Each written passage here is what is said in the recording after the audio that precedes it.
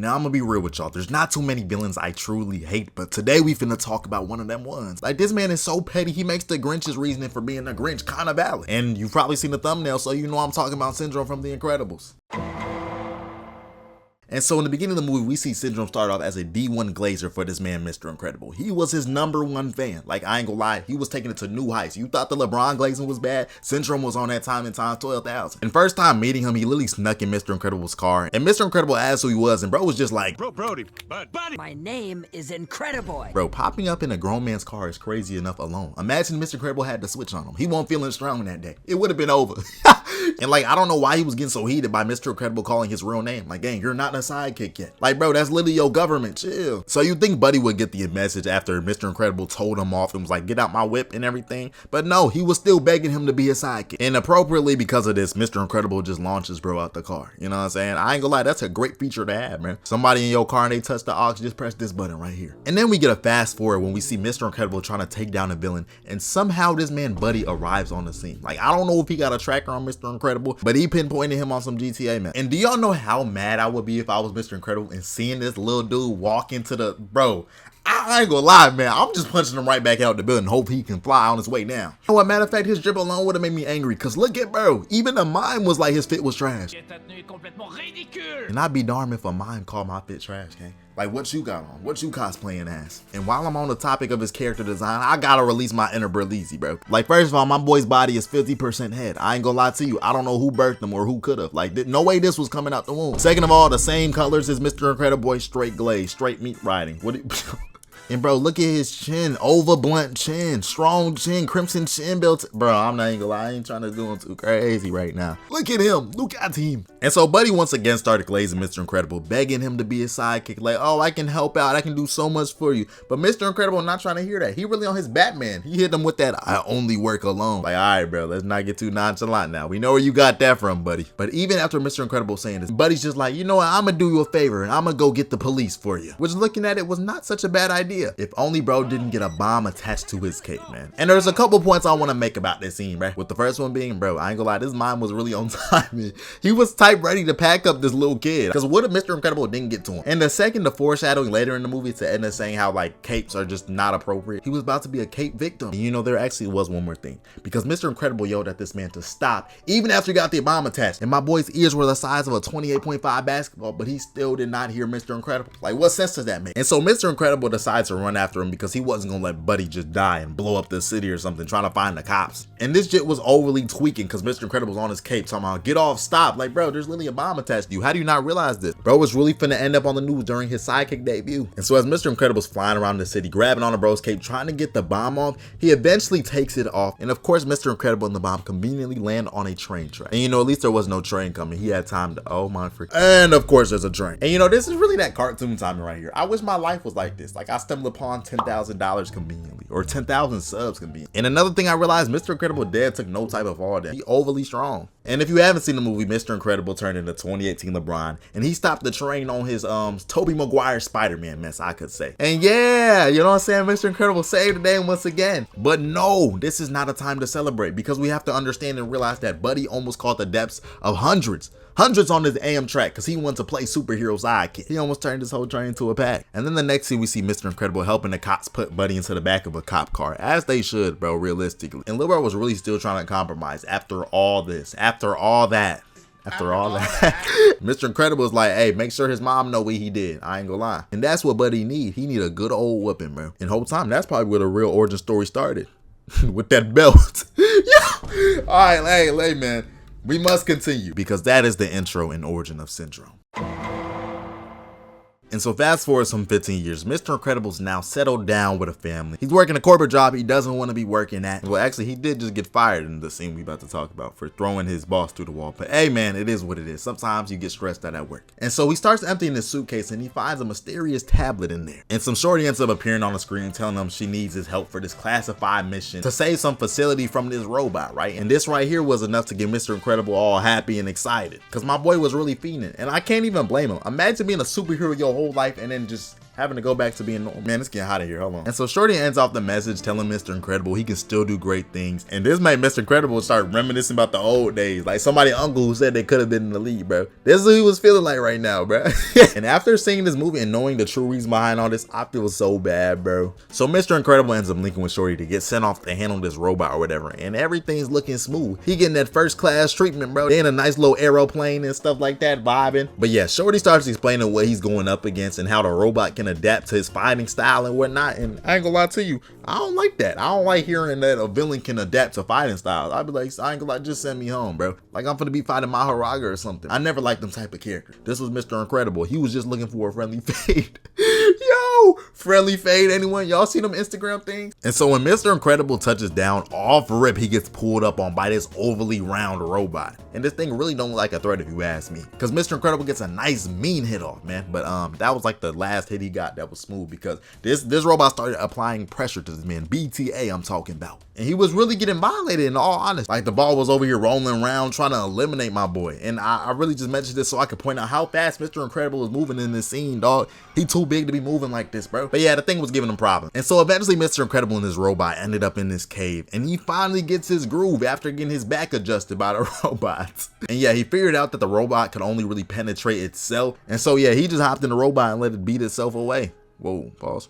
And yeah, as he's walking off looking like he defeated the missions, we see this bird with this spy camera zooming in on bro. What do you know? This man Syndrome was behind the freaking camera, the bird cam, dog. Like, mind y'all, this is 15 years later. Like, what's Syndrome doing here? What purpose does he have on this island? But hey, man, all we know is he a devious individual. And because in this scene, we actually see he was telling Shorty what to do next with Mr. Incredible. But yeah, this is devious work, bro. Put Mr. Incredible in that genjutsu. And continuing on, Mr. Incredible did see she was talking to somebody and he was saying to like make him feel special, but he ain't paying no mind. He got what he wanted, you know what I'm saying? He was a superhero, he was working hard. Hey man, he was doing these assignments for the organization, having fun. You know, he was back in that mode. Until one of these days, he got called into a long room for a meeting, right? And this room was very empty, very vacant room. So I don't know what I'm saying, all these details. But yeah, when I tell y'all this man got hit with the back door of doom, this was the back door of doom. Cause turns out it was just a trap, then the freaking walls opened up and the robot grabbed this man out of there. And then we finally see this egregious individual Syndrome. And he's just posted up stunning on Mr. Incredible. He started yapping about how long it took him to make a robot to be able to bang it out with him and stuff like that. Mind you, Mr. Incredible is overly confused because he been doing missions. He just got pulled out of nowhere and see this overly strong chin dude talking to him. And yeah, he was clueless until Syndrome said this. After all, I am your biggest fan, buddy. Like, bro, do you know how devious this man is to pull this line from freaking 1987? And just, he was waiting for this moment. This is really the act of a psycho, bro. Like, get that smile out my face, man. And yeah, for some reason, Syndrome was still tweaking out saying his name wasn't Buddy. And do you, bro, if I was Mr. Incredible, I would got so hot, right? His government name is literally Buddy. He always called him Buddy. His government was literally Buddy. And yeah, Syndrome starts going through his backstory about how he only wanted to help and it tore him apart and stuff like that.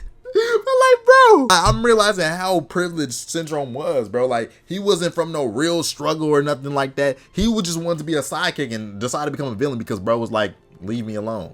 I'm trying to work. Like, how did he not understand how stupid this sounds? I think that's why Mr. Incredible's so in awe and baffled. It's stupid. But Syndrome started giving this whole spiel about how he got rich making weapons for different countries and stuff. And he started telling Mr. Incredible his future plans. But bro was not trying to hear that. And he tried to eliminate Syndrome immediately, bro. Like, imagine this would have connected. Imagine he threw this piece of tree or whatever and that would have connected. Would that have been the end of the movie? I think so. But hey, it is what it is. Cause Syndrome just started to beat on this man after that. He was flinging him around. He was kind of dogging him, man. I'm gonna be real with y'all. And that was until he eventually ended up throwing Mr. Incredible into this stream of water. And Mr. Incredible is so real because he knew this was a fight he couldn't win at the moment. And he decided to dive off the cliff.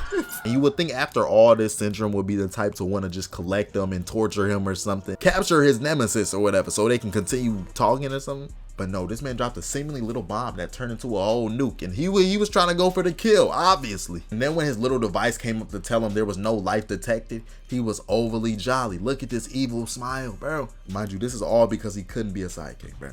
All because he couldn't be a sidekick. And before we close this part of his madness, I gotta acknowledge the next scenes of when Mr. Incredible broke into the lab and got on the computer. Dang near all the heroes he could think of had been turned into a pack by bro and his robots, bro. Like, I'm not gonna lie. This is when I knew this movie was a little dark. I'm like, Syndrome's worse than I thought, bro. Bro was catching straight bodies on his Franklin Saint. This wasn't no kids movie. Syndrome was a killer.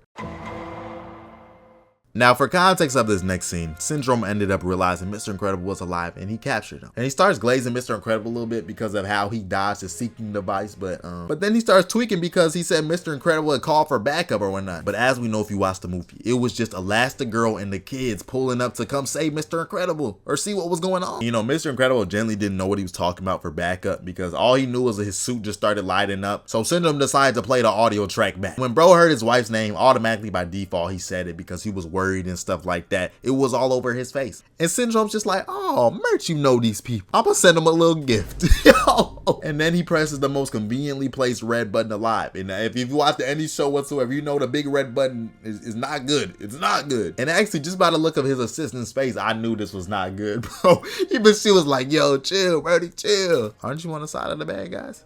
Why is he looking so concerned? Would have thought he spawned in Thanos with that button or something. But yeah, when the scene switches to Elastigirl and the fam, she is in the plane and she sees 2 missiles just tracking her stuff. And they instantly start panicking. She hop on comms talking about like, hold on, call them off. Wait a minute, we friendly, gang. Like, I don't care what y'all say. After this gotta be the shiciest villain. Pixar villain, like ever. And like I said, Elastigirl was telling them to chill with the missiles. And Syndrome was just playing this out loud for Mr. Incredible to hear, dog. Like, this is some evil math. This is wicked. And man, I don't know. Mr. Incredible wasn't tweaking hard enough. I know he couldn't break out, bro, but he should have surpassed his limit on some anime stuff. Like, I would have been out of there, bro. And so Elastigirl's still yelling on comms, and then she mentions there were children aboard, bro. And now all of a sudden, Syndrome's sidekick want to look really worried. Like, you still over here aiding a serial killer. Now there's kids on board. Okay, your moral's gone, man. You should have been like that when he was trying to murk all these heroes with a robot because he wanted to get back. But hey, man, I'm thinking about that. He gotta be paying her well, bro. She just really do whatever he say. She gotta be paying her well. And so Elastigirl ends up doing her thing, kind of evading the rockets or whatever, but it becomes too much. They applying too much pressure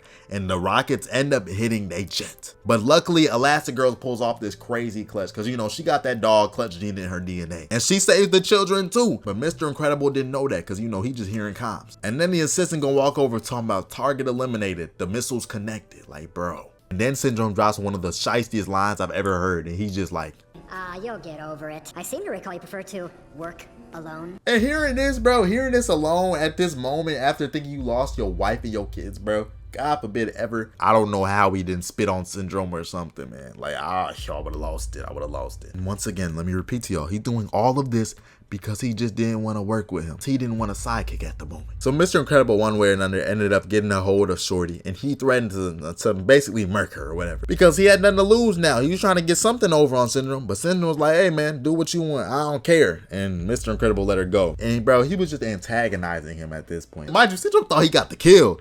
He's still moving crazy, bro. But yeah, this was his second act of madness. And before we cover his last vile act, I gotta quickly fast forward and point out to how when he ended up capturing the whole family, how he just had them all hung up together. Like, bro, nah, he wildin', bro. You wildin', man. Now it's time to talk about Syndrome's last act of pettiness.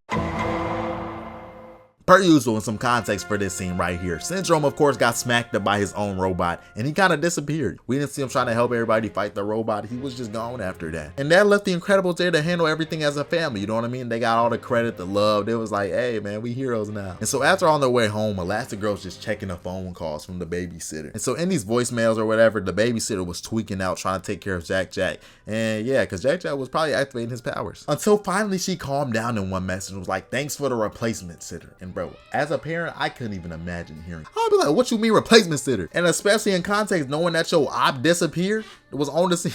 And rightfully so, when they got home, they all rushed through the door just for Syndrome to turn around and freeze them all together. And gang, first of all, I gotta acknowledge this is crazy work, bro. Getting their baby and all that and stuff. But no, I really want to point out, how long was he standing there? Let's just be honest. How long was he standing there in that pose, turned around like this, waiting for them to walk through the door? Because he left the door unlocked, bro. We know that's a fact. But yeah, bro just started doing this freaky laugh, talking about how they took away his future, so he gonna take away theirs. And I'm like, I don't even know how this equates, bro. You try to kidnap a whole baby. This just doesn't equivalent. What, is that even a word?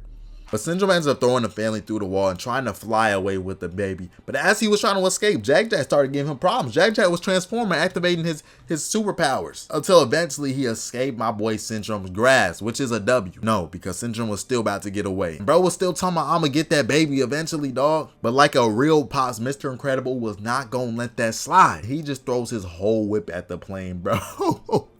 Like, this is what I mean. This is a get back right here. Throw a car at this man. Yeah, bro. But yeah, the plane ends up exploding in half or whatever, eventually pulling Syndrome into the freaking turbines. And yeah, let's just say Syndrome got eliminated. How he was doing them heroes, man. But yeah, bro, I just wanted to talk about Syndrome, man. I hope y'all enjoyed. Incredibles is really one of my favorite movies, bro. But I was looking back watching, I'm like, bro, this dude is insane. All because he couldn't be a sidekick? Are we serious, right? I just had to gap. Hope y'all enjoyed. And if you actually did appreciate the video, I appreciate it even more if you did subscribe. But if not, and don't want to see me, it's cool. But come back another time, maybe. Hope y'all boys enjoyed. Through Crew 5L. God bless y'all. We out. Let's do it. Soldier.